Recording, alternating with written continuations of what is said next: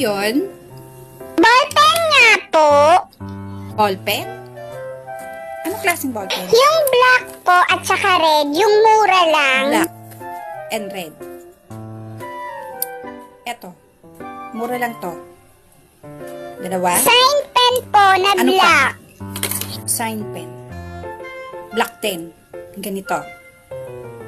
Mura din to. Opo, ganyan po. Sana. Ganito. Okay na? Opo, okay na po. Ano pa? At saka Puncher. puncher pala po.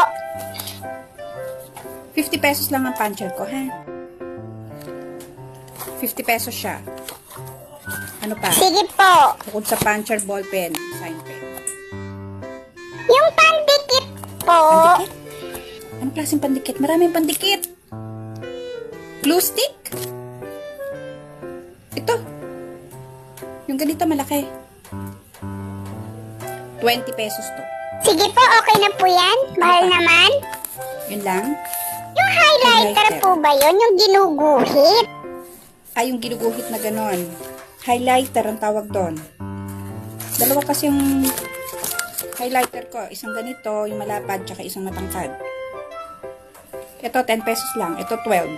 Alin dito gusto mo? Yung matangkad po, yung violet. Favorite ko po yung color na yan. Yun lang? Wala na? Wala na po. Okay. Mura lang naman yan.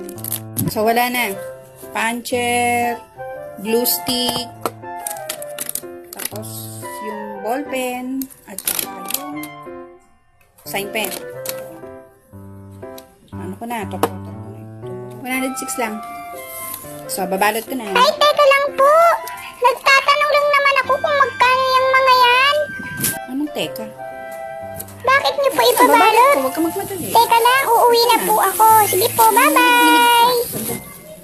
Pinagod mo kung mag-total tapos hindi mo bibilin.